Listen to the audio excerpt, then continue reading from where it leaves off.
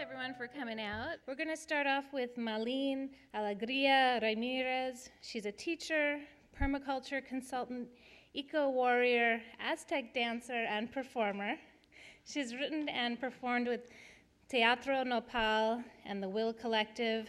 Her first book, Estrellas Quinceañera, was published by Simon & Schuster in 2006. Quinceañera, Spanish, formal, quince for short, one. Traditional party, one that I refuse to have. According to my mom, a girl's 15th birthday is supposed to be the biggest day of her entire life.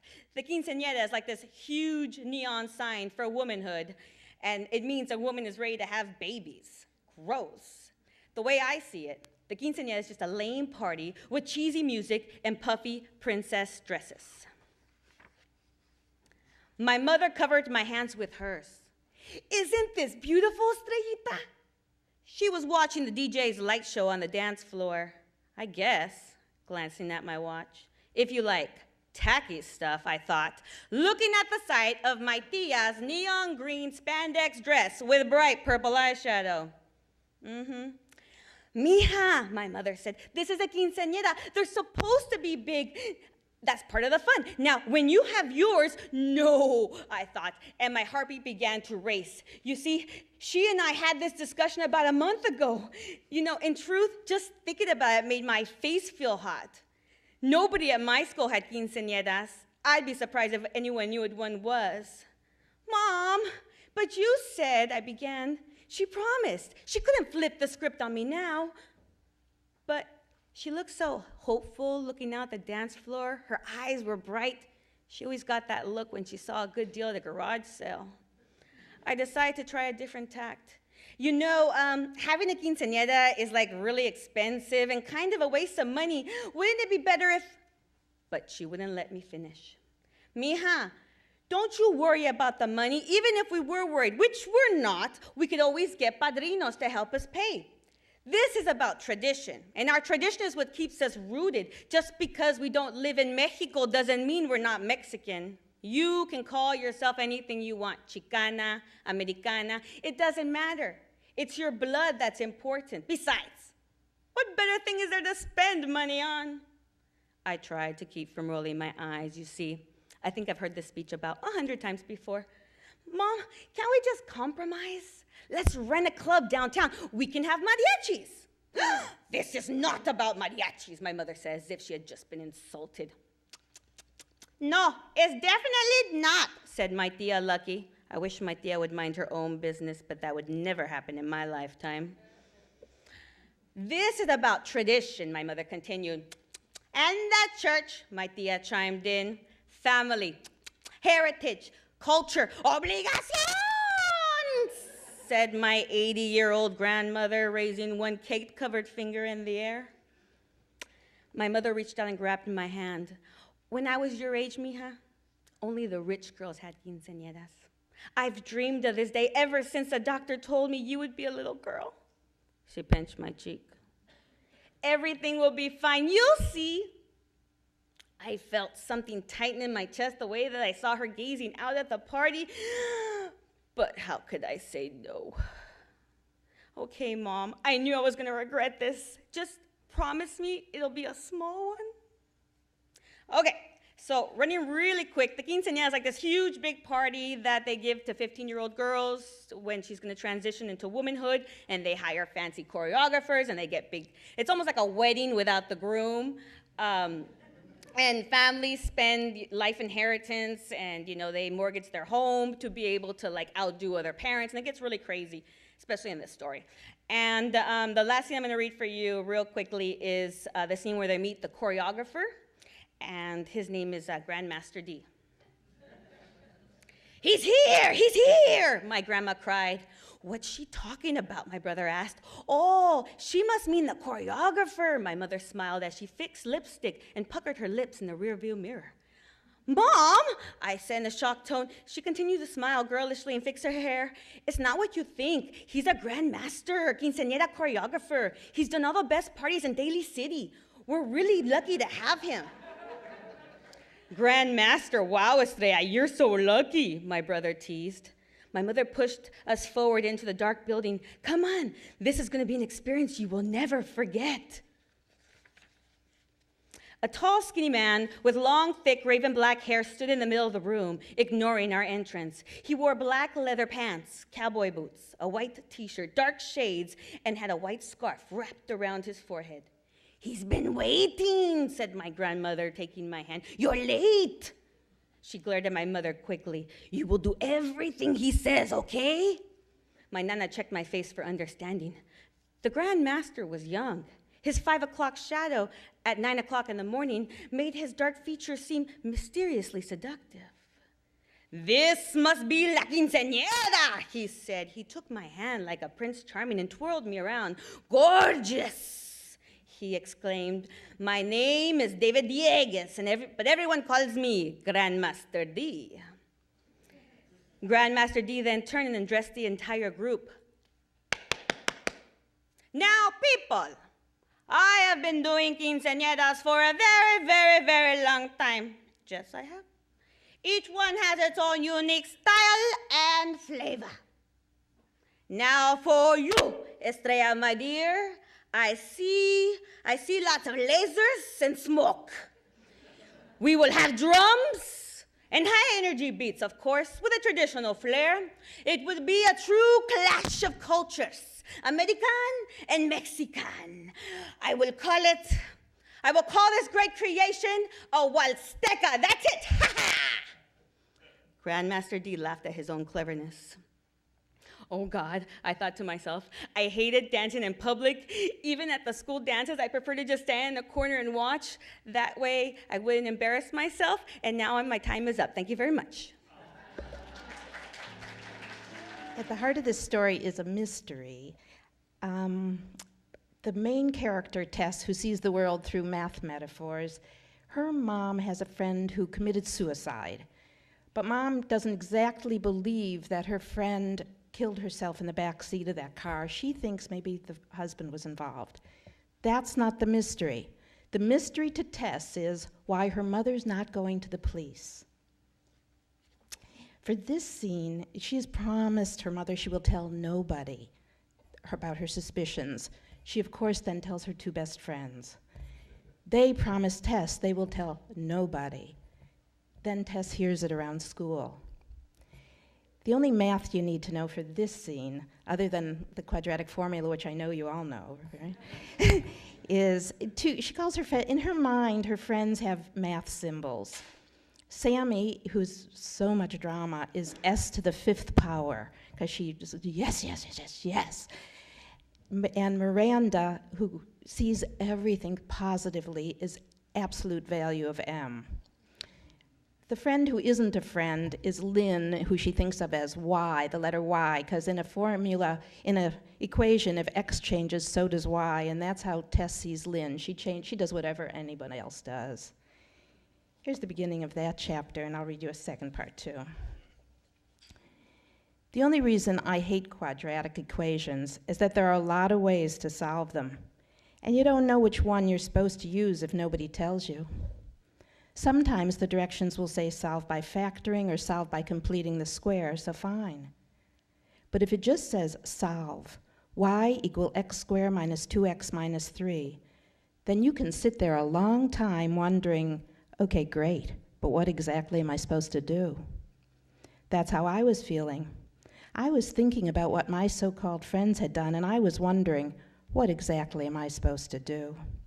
Okay, Miss Saltzman said, where do you want to start with this one? I could start with Miranda, I thought, and wrote the absolute value of M in my spiral notebook. Miranda has been my supposed best friend all through middle school, and if someone is your supposed best friend, you should be able to ask her straight out, did you break your promise? Did you talk about my private business with other people? Taisha said she'd substitute numbers for X and sketch the graph, and it must not have been the best way to begin, because Miss Saltzman nodded and said, yes, we could do that. Anyone have another approach? Another approach would be S to the 5th power. I could write Sammy a note that said, how would you like it if I told people your secrets? How would you like that, huh? There's no reason to start with Y, because Lynn will only lie. When Marcus raised his hand and asked, "Why are we supposed to care about this?" which is the same question he always asks, everyone laughed. But Miss Saltzman took it seriously, of course. "How can we figure out how far and how fast objects will travel?" she asked. And even though nobody answered her question, she said, "Yes, we use the quadratic equation." Then she looked at Marcus and said, "We care, Marcus, because this is the beginning of the study of physics." She was sort of whispering when she said that word, physics. "Quadratic equations are very important," Miss Saltzman said, "because they're the way we can trace the path of a moving object." Okay, great. But what I want to know was this: how can you trace the path of gossip? How do you know who started it, how far it went, and who else in the school knows your secret? If you want to tell me something very important, I thought, you could tell me the formula for that. The second part I'd like to read to you today. The stereotype of people who are good at math is that they're dorky. So one of my goals, because I really don't believe this character has her relationships are very important to her. And I wanted to make math sexy. I truly believe you could be good at math and sex, and this is the sexy scene. See, some of you are, right? I bet there isn't anything about asymptotes in our algebra book because people think the concept is too sexy for 8th graders. Today, Ms. Saltzman showed us the graph of a hyperbola that opened toward both sides of the paper with 2 broken lines crossing right near it. It would be logical to think that if you plotted the complete graph of this hyperbola, it would eventually cross these lines, Ms. Saltzman said. But it never does. Her finger traced the broken line as she said, "These are called asymptotes," which mean that no matter how close the hyperbola gets, those lines never, ever touch it. Then she looked at her watch and said, "But we won't be studying asymptotes this year." Right after that, while we were supposed to be doing page 71 to 72 in our workbooks, Damien walked by my desk to return my art eraser. I put my hand out for it, but he didn't give it back. He just held the thing about 1 millimeter away from my open palm until we both started to laugh. "Would you like to tell us all what's so funny?" Miss Saltzman called out from the other side of the room where she was walking around the class with her stamp pad.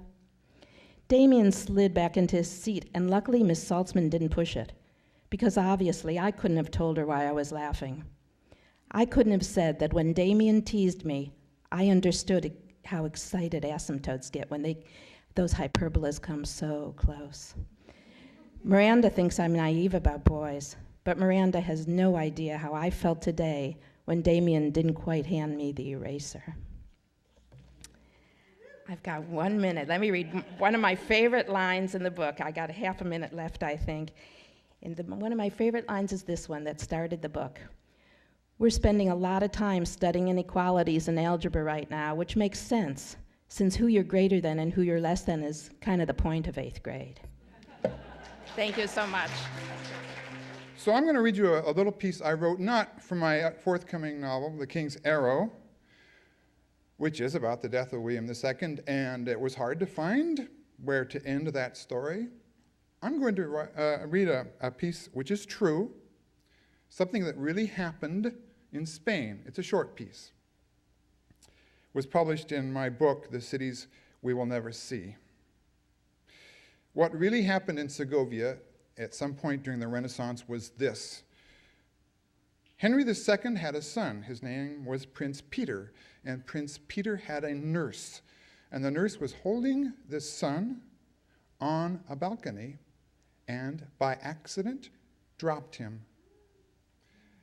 And the son died. What's horrible about this is that is all we know. We don't know what happened to the nurse. We don't know, was there another son? There must have been. Segovia is still there. Everything went on. What happened and what does it mean? That's what I love to find out when I write. So I wrote this piece, The Death of Prince Peter, son of Henry II of Segovia. She dropped him. He slipped from his nurse's arms and fell from the battlements of the Alcazar. The sunlight was hot in the loops of the porticos in the church of San Milan, and the relics of San Benito hid in the cathedral. Stained glass disguised the blank sun into human colors, blue for hope, yellow for happiness, red for all the rest. The sugared loaves were prodded into place in the plaza, and the red and green lizards blinked into the shade, the town poised for late afternoon, the second day, the real one, to unravel. Sheep nuzzled the hill, and mustard flowered in the tiles of the Church of the True Cross.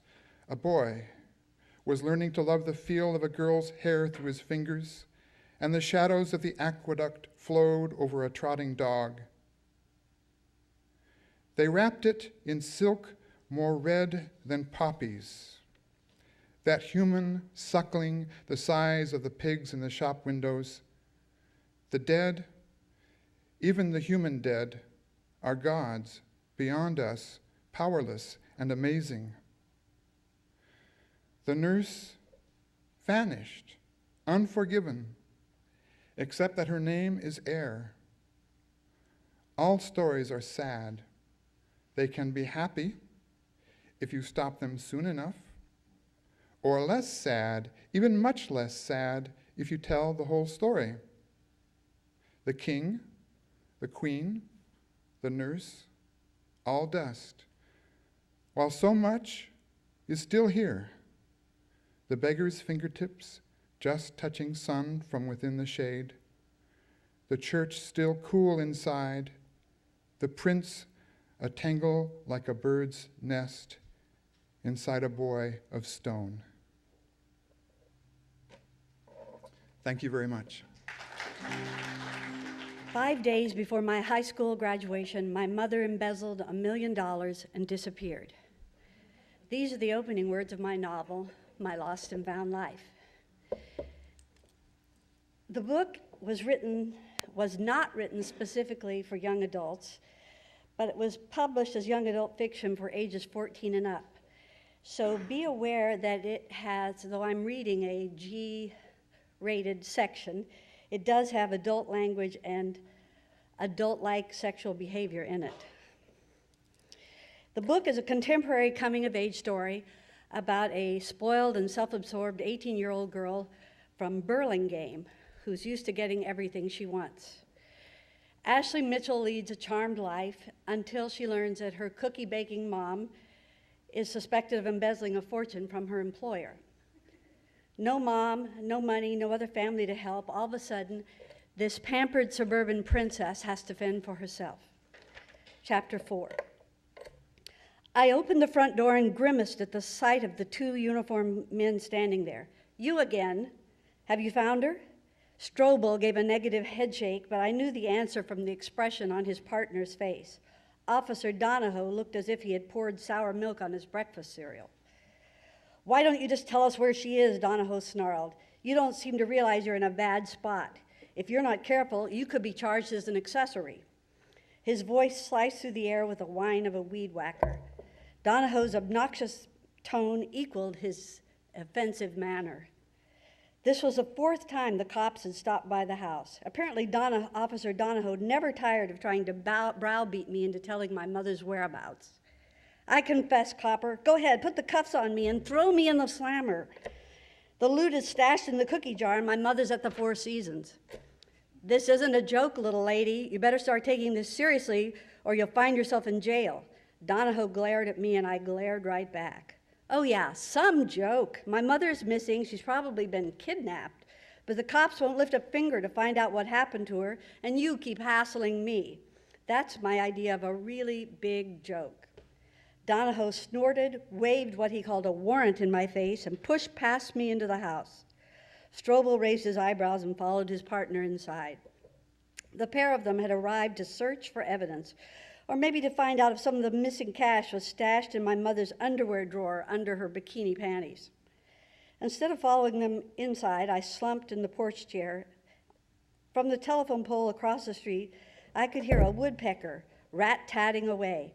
I felt like going over with a hammer and lending a hand.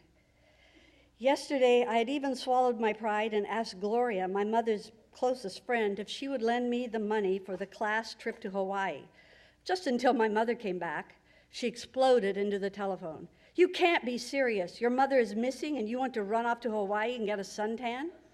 Why does this not surprise me? Just when I think you couldn't possibly be as narcissistic as I imagine, you demonstrate you really are that shallow."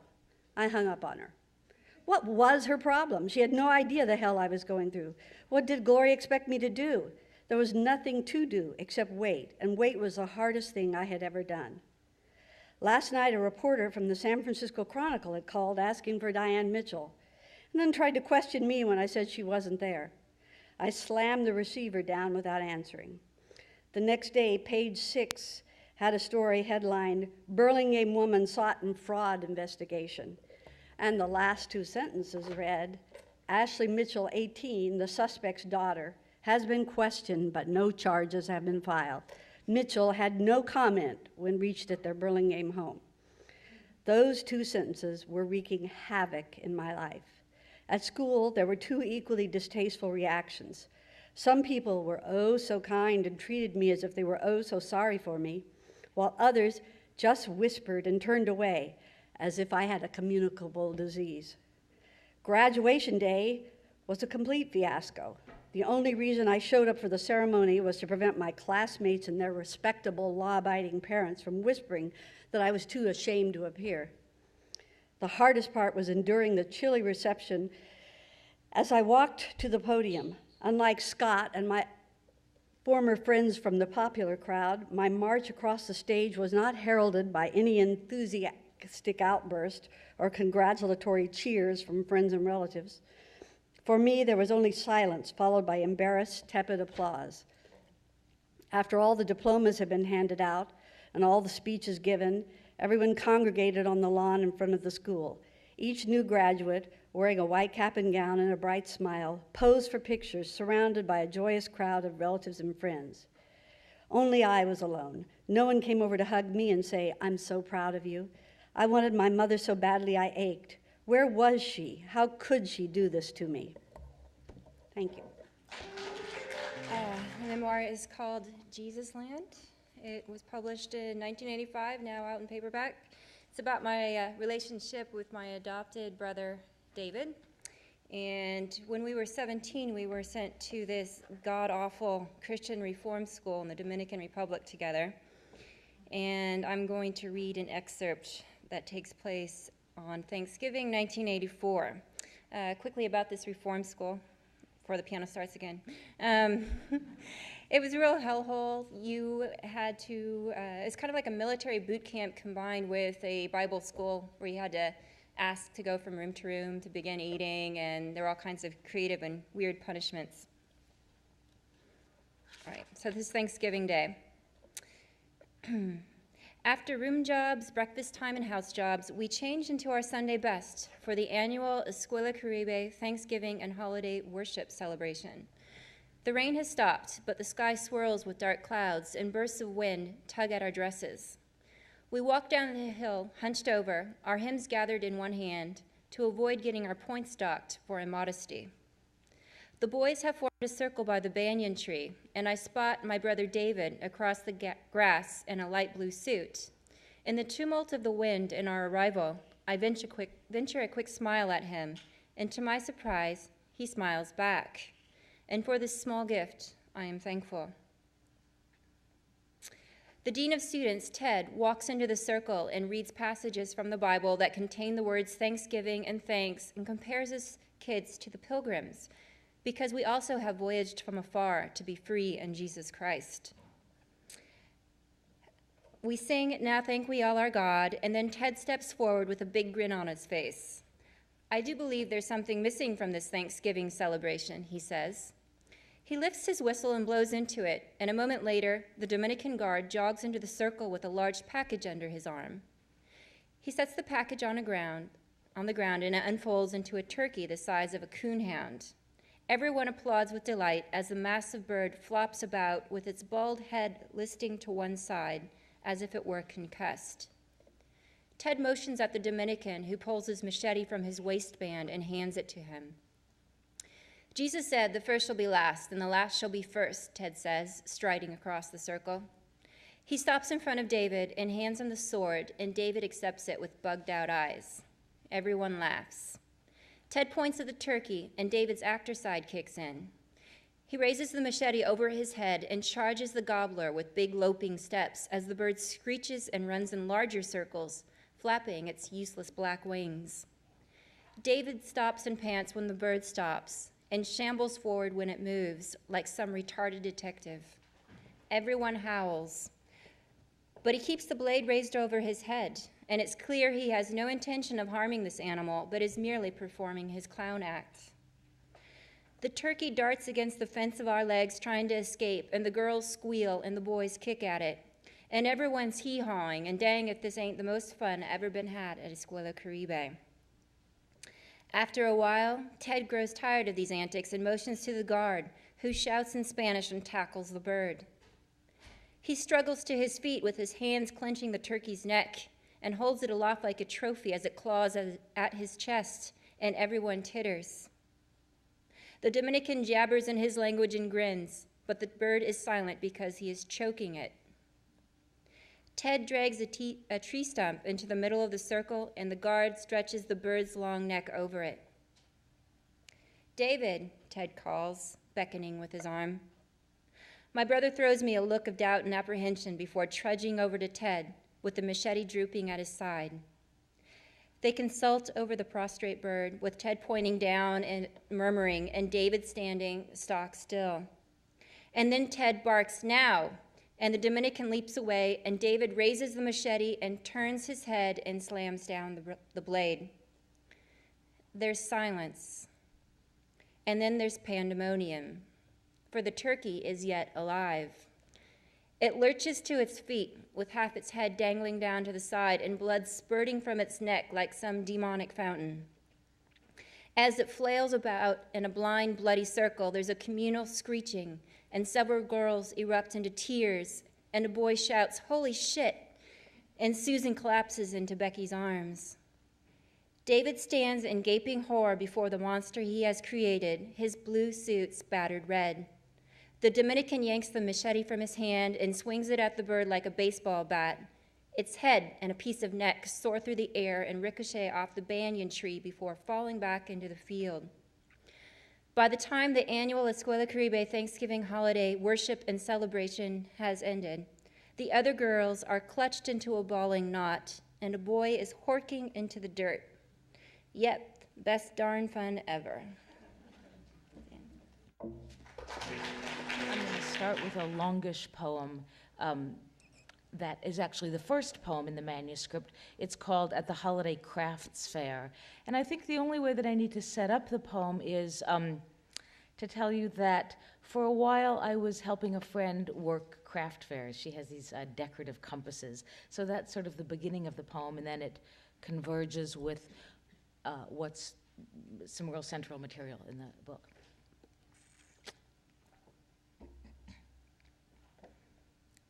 No, I was going to try to do it without my glasses, but I don't think I better. At the Holiday Crafts Fair. My friend and I sell compasses next to a girl selling goddess magnets. She's so female, the air around her is perfumed. Crushed lavender, curry soup. She's in her 20s and has a baby who all day travels from hip to lap. Both of them blonde, and every part of their bodies pumped full, the abundance of nature bursting into life. I remember learning to shade in art class, circles darkened from below until they were globes. A useful skill, considering the lips and cheeks, the belly and ass. Watching the girl as she walks across the room, her hips in a stretch skirt, her milk-rich breasts straining the cotton tee, almost makes me a believer. And when she pops a breast out of her shirt to nurse, I can feel it in my mouth, both the nipple and the firm swell of flesh around it. Midday, her friend comes to join her. They talk of remedies, essential essences. They praise the goddess, passing the child between them. Then the dad arrives. He's Venezuelan, tall and so thin his hips jut out where his stomach dips in. He's loose as a hinged board, slow as oil. Now I want to marry both of them. Let the swollen river of their nights gush over me.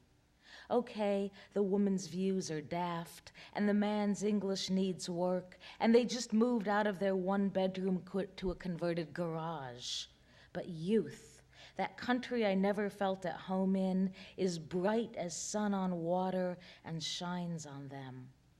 Their skin is a place to settle, a philosophy, a way of life. He comes back from the food booth carrying pie with whipped cream. They eat it together, the spoon dipping into one mouth, then the other. The baby is happy, gurgling at the nipple. The woman is blessed, she tells us, during a lull between customers, and I believe it. Blessed in a way I've never been, cradled in her body, using it for every purpose it was intended for. Thanksgiving's just around the corner, the feast day's table around which my own family will gather. My father being helped to his place by the caregiver who settles him in, ties a napkin around his neck. He's messy as a toddler now, suddenly left-handed, his whole right side refusing to work. Next to him, my mom, hunched but tough, my brother who is loud, the husband I married in my 40s. We will drink wine left over from the wedding, lift our glasses to each other here at the table at the start of one more winter, then lower our heads to the meal.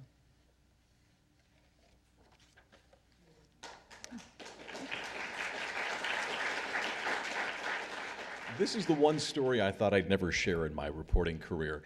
This is the story about my long secret battles with obsessive compulsive disorder, OCD. And what you need to know for the segment I'm about to read you is that OCD can manifest itself in a number of ways. I am an OCD checker with harm obsessions, meaning that I have over the years obsessed about harming other people unknowingly, unwillingly, and have spent many, many years trying to convince myself that such was not the case. The segment I'm going to read from you, or for you, is from about 14 years ago when I first discovered, after 2 misdiagnoses, that I have OCD, and I've just started therapy with a doctor named Jackie Persons. On Tuesday morning, 4 days after my first meeting with Jackie, and 2 days before my next scheduled one, the unthinkable happens. I lose sight of a pedestrian who is in my care. It happens as I'm making a left turn at a busy intersection. A disheveled homeless guy steps into the crosswalk moments after my rear tires cross the second white line. I know this because I watch him in my rearview mirror, much as I watch every person on foot who winds up in front of, behind, or next to my car, all of whom are logically my direct responsibilities forever. But this guy just disappears. 1 second he's there, the next he's gone. I never get to verify that he has safely made it to the other curb. In at least a year of meticulous pedestrian tracking, never even once before have I lost sight of a single walker. I slow my car to a crawl, check all my mirrors, but it's almost lunchtime and the sidewalks are packed. Picking this guy out of the sea of people I can see in every direction will never be possible. I loop around the block and find a parking spot. At least 10 minutes have passed, though, and none of the vagrants that I spot look anything like the one I remembered. I comb the whole area for signs of a medical response team. I scour the street and sidewalk for blood or other evidence of a deadly accident. I make my way back and forth across the crosswalk, pausing for the signal each time, trying to get a sense of the timing involved in crossing the street. This is OCD, I try to tell myself. Surely I would have seen, heard, or felt something if I'd hit this guy. Bullshit, doubt counters. How can you ever be certain? I ponder the question for the next 36 hours, a good many of which I spend hounding Samantha for reassurance. My poor wife. She was so encouraged, so hopeful after my first hour with Jackie. Now here we are back at square one as I beg her to walk through all the what-if scenarios. When Sam tells me for the last time that I've got to move on, I lock myself in my room and play back my virtual tape of the incident. I see my car moving into the intersection. I see the homeless guy stepping off the curb.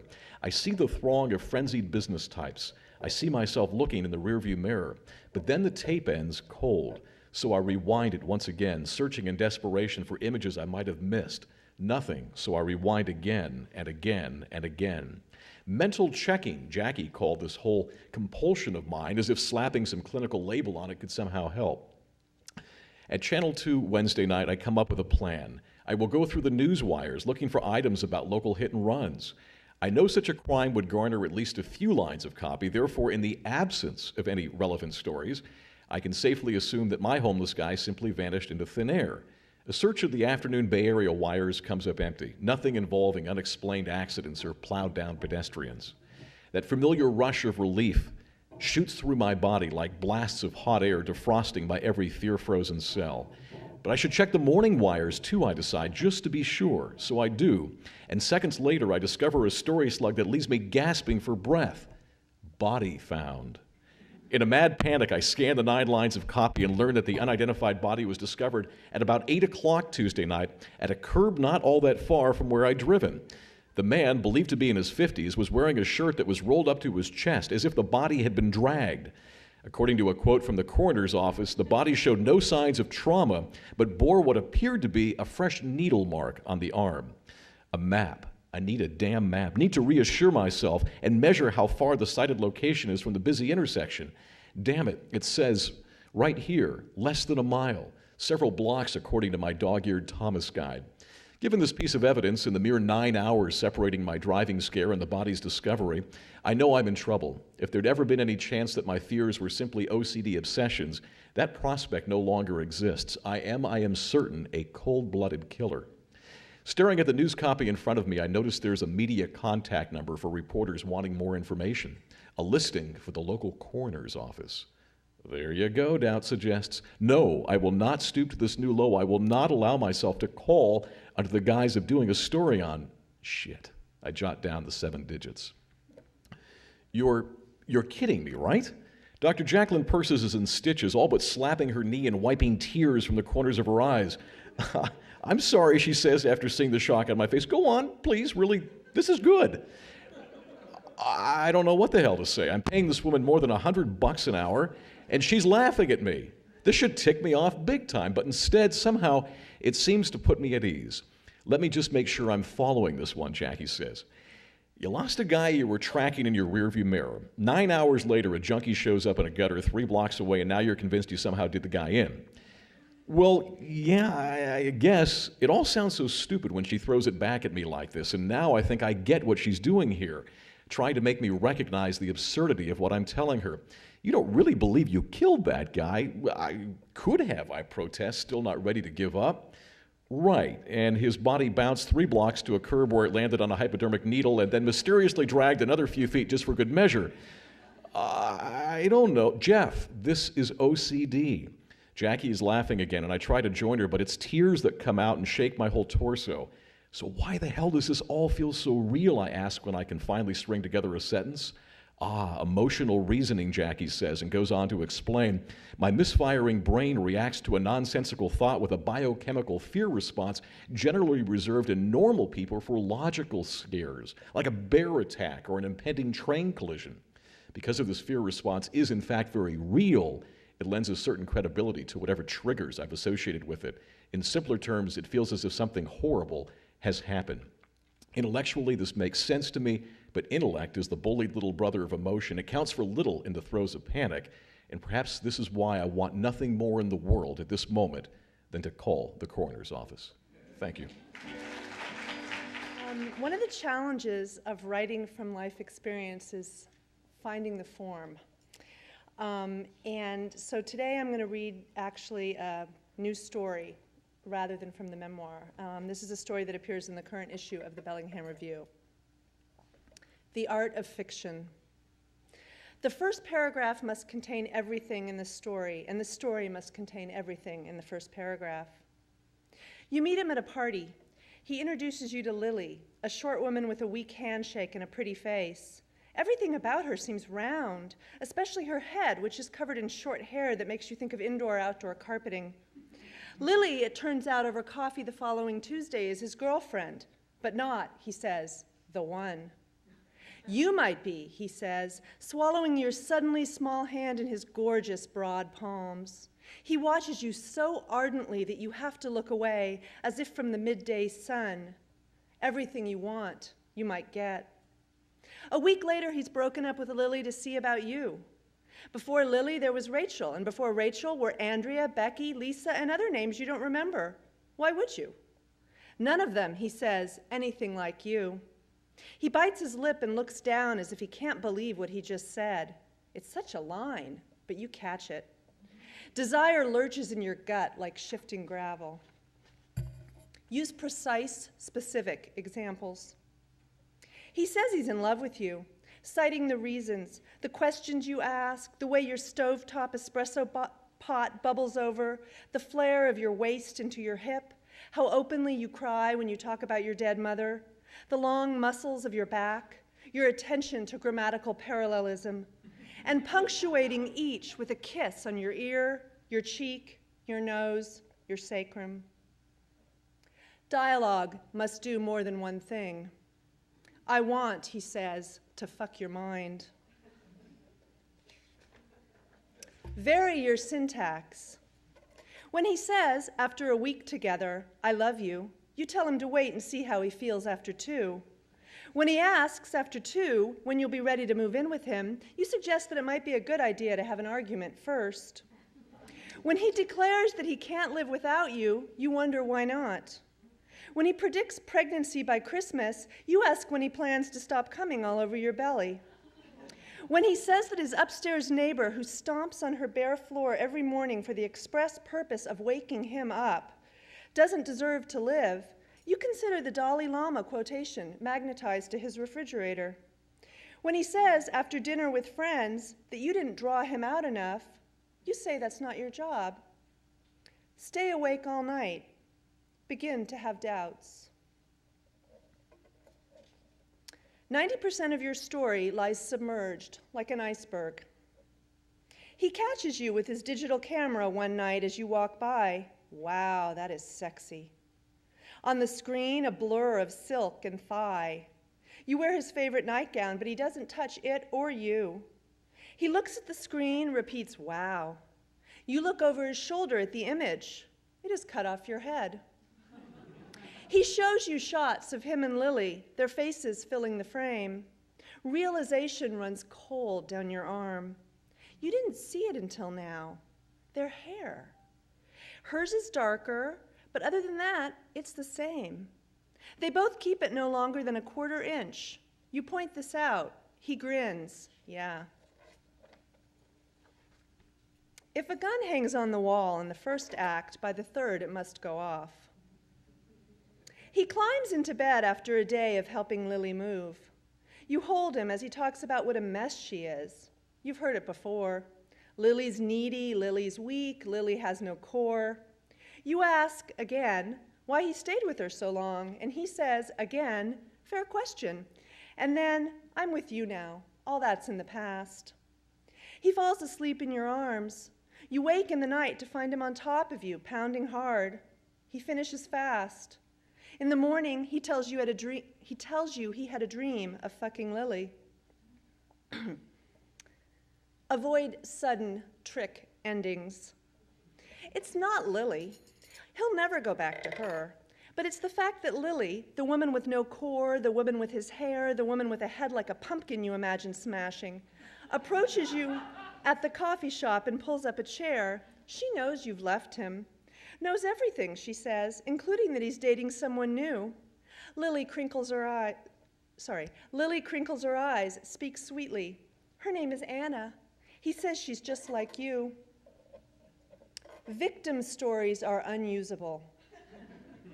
You beat the walls, you scream and cry. How could he have done this to you? How could love turn so bad? You'll never be given a satisfactory answer, but you'll get to write the story. Thank you. I'm reading a piece from Pink Harvest, which is the new book. If you were here last year, it's strikingly similar to the one I read last year, but it tucks in so nice to the 6 minutes. So I'm going to try it again with a little different inflection. It's about taking a drive on a really gorgeous day like today. We drive down the coast, my friend and I, a full tank, not like the last time when I drove this highway alone from Bonnie Doon to Half Moon Bay, the empty light on, the prayer in the throat, make it last, make it last. And I tell him all about that time, all the drama of it, and even though there's very little distance between us on the bench seat, I can see that he's in his own little world, and the story feels like it takes forever to reach him, and then, after traveling that expanse, must vault the boundary of his skin to enter and roll around inside him, bouncing like a pinball off the lights in his imagination, whatever gets called up when I say the words tank, empty, danger. It's quiet for a few more miles, and we pass fields of artichokes and rows of green things. Where has the ball gone to now? What pocket? And then he says to no one, to me, I'm lonely when I pump gas. And I look over and wonder how the pumps, the gas smells, the lone cashier behind the glass enclosure, solitary, bell jarred, the drawer of cash sliding towards you, sliding back, how it all combines. He continues, you know, I always try to take someone with me on the way to the movie or a concert, and I can almost hear his, do you mind if I stop? I'm a little low. Said so nonchalant, an afterthought, and then with no urgency, he slowly slides into the station, pulls up to the island, gets the credit card out, flips the little switch to open the gas door. Is there a similar switch to open the door to our hearts? Then pumps with airy confidence, while inside the car, his date for the evening fiddles with the radio dial and never knows the cost. I don't offer any reply, for the pinball has fallen into a different groove in my mind. What was it about gas stations that made him lonely? Was it the public place of it, the smell of octane, the digital numbers noting gallon and clicking so fast now, so fast, speeding by, and where, oh, where was his one true love? If he could feel such loneliness pumping gas, what loneliness might there be in the world that I've never guessed at or imagined that could happen in an instant, as quickly as one flicks the pump on, and your girlfriend calls long distance and admits to an affair, and the world spins as fast, as out of control as the price of crude, as fast as the price dial, and nothing, no amount of fuel from an 18-wheeler with stainless steel cylinders can fill that deep, deep tank. Or was it the flags? There's always flags. They flew at the station entrances, trumpeting something, heralding the promise of something gay and triumphant. Or the gas island itself. If you were alone, was the word island the trigger? As in, if you were alone on a desert island and had one choice of a companion, who would you? Or now, how each station has a little mini-mart. Smallish packages of things, enough for just one person. Mini donuts, mini pads, mini sticks of cheese, mini famous Amos, 2 famous Amos cookies in a small bag, Amos himself looking very diminutive on the cover, not the larger-than-life figure that he is. I begin to compare our lives, my solitary post at the university, his lonely post at the hospital. As a nurse, he deals with need day in and day out, each person's little plea for help. And when he leaves for the day, is it all simply more than he can bear? And this past week, when I saw so many students and colleagues, this one and this one and this one, and each wanting something, not quite so simple as a gallon of gas, and when the colleague came in with the angry need to my office, and I chicken-necked and said, yes, yes, yes, and when he left, said, please get the fuck out of my life, had it only served to make me lonelier? Lately, I'd begun to see it in other people, to be drawn to it, attracted to it, this sense of loneliness. I can picture my single friends alone in their neat apartments, their neat yellow kitchens, now the cups lined up on the shelf, all the handles pointed in the same direction, and the coffee pot clean and ready to go for morning with just the right amount of grounds measured for the single, perfect cup. I'm not interested in the coupled, though I myself am coupled, and happily so. I've been with my girlfriend for 20 years, through sickness and in health until death do us part. But even with all that togetherness, it never quite takes care of the odd feeling that comes up when you least expect it. The feeling that I'm looking for something else, something essential, something not in my life, a sense of being apart from or being walled off. Everywhere I look, I see them, the unattached, and everywhere I see their purposeful efforts to appear nonchalant, not wanting. I have yet to find someone who does not claim they want a match, a mate, a do-or-die partner in crime, yet often they stay single. What could be gained from such a choice? What can they teach me? What have I already lost? Is it better to lead a solitary life, where longing gives you purpose, or better to have someone along for the ride, someone to say, look there, look there. Thank you. So this is an excerpt from the beginning of my latest piece, Citizen Josh. I brought a script because as I've been in every year of Litquake, but have yet to actually write anything. So I like to have something that looks like a book. Okay, I would also, I just like to request that what I just said not count against my time. Thank you. I know what you're thinking, and I feel you. You're thinking, Josh, why tell us a story about democracy, of all things? I mean, isn't democracy over? And you know, you make an excellent point. In fact, I have a theory. I've been reading in the newspapers for the last few years how we've been exporting our democracy to other countries around the world. And, well, it's occurred to me, maybe no one's been keeping track. And at some point, we ran out. But even just assuming there still might be a soupçon of democracy remaining, as they like to say at Chez Panisse, near where I live. Even assuming that, you're wondering, well, Josh, why are you the one telling us about it? And again, you're absolutely right. I'm not qualified to talk to you about democracy. Just to take the most obvious reason, I'm a monologuist.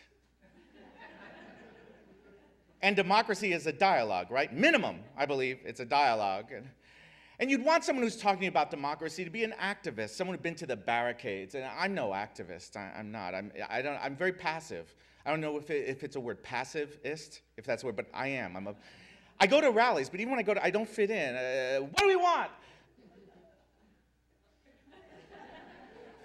When do we want it? Soonish? Often people ask me to stop talking.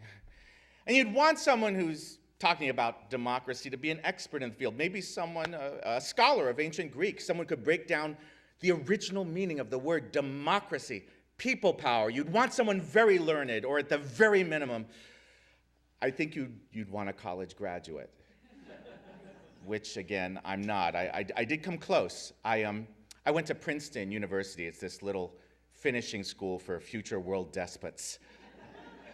Out of New Jersey, it's a lovely place. But at Princeton, they require that on top of everything else, in order to graduate, you must do a senior thesis in order to graduate, and I didn't. So I didn't graduate. And here we are. Still, you know, I have a few more minutes, and we're all gathered here, so let's start here. Election Day, 2004. I'm on my way. I'm just coming back from voting at my local polling place in Berkeley. Where I vote in Berkeley, it's the only church in my whole neighborhood that is not Unitarian. It's very bold. And I love voting. I do. I feel connected to people, almost in a sacred way. I feel connected. And plus, you get the sticker, which says, I voted. It's hands-free. You don't have to tell people I vote. You don't even have to say where, because it has an American flag. So, you know, I voted here, not in Liechtenstein or Albania. Here in America, I voted. And I was feeling good, too, because I read the political blogs obsessively, and they were all saying the same thing. The early exit polls were looking really good for my guy, just looking fantastic Okay, he wasn't really my guy. I mean, I had a guy. I had a guy who I had thought of as being my guy, but he yelled. And after that, he couldn't play anymore. I've never understood that. So I was left with this guy as my guy. I don't know, to me, the guy who was my guy, he was a little aristocratic, a little militaristic, a little corporate. Then again, compared to the other guy, this guy was way my guy. And it was looking like he was going to win. So there's a bounce in my step as I'm crossing Ohlone Park. It's this little stretch of green next to where we live in Berkeley. And here comes one of my friends and neighbors, Brian Wiener. Brian goes, "How's it going, Josh?" I say, "It's going great, Brian. The early exit polls online were looking really good for our guy. And based on my own informal exit poll, I think Berkeley is going to go solidly for our guy." So as long as the rest of the country follows Berkeley, we should be fine. But Brian, you don't seem so sanguine here. Why the long face? You're harshing my mellow. Well, Josh, I was just listening to the radio, and they were saying the early exit polls were misleading. In fact, to me, it's looking like our guy is going to lose. Lose? To that guy? Okay, Brian, I'm telling you this right now. If a majority of Americans vote for that guy over our guy, I'm done. I'm taking my toys, and I'm going home. So, Josh, what are you saying? This is probably where I should tell you a couple of things about Brian. One of them is that he's a political theorist, and he is an excellent, in fact, he's the head of the politics department at USF. The other is that Brian is, to me, the most physically demonstrative of all political theorists. He is, if you will, the Isadora Duncan of political theorists. So, Josh, what are you saying? Are you saying you don't like democracy? Now, Brian, don't try to get me stuck in one of your Socratic traps. You know I love democracy. Look, each time I'm saying democracy, right now I'm releasing endorphins. I'm having a milk letdown. Me, love democracy. So, Josh, are you saying that you like democracy, but only when the people agree with you? Yes. No, Brian, of course not. I understand democracy is people power. The people can choose whomever they want. But here's the thing, Brian. Our education system has been gutted. As our president loves to say, our children's isn't learning. And people get their news from the same few news outlets owned by the same few corporations. So, Josh, are you saying you will believe in democracy once the people catch up to you? Of course not, Brian. You know me, I'm a mess. I'd never say that. Brian, I'm saying I'll believe in democracy when the people catch up to you. Because you, Brian, are a substantial person. And I don't understand how this happened. We started so similarly, Brian and I. I mean, the two of us, two East Coast Jews, both went to Princeton, both majored in politics, both studied under the same advisor, Sheldon S. Wolin, political theorist. Now, the same number of years have passed since then for the both of us. Here we stand, two same-age, middle-aged guys in our shared mutual neighborhood park in Berkeley, my son about the same age as his daughter. So why is it, Brian, that of the two of us, only one has become a grown-up?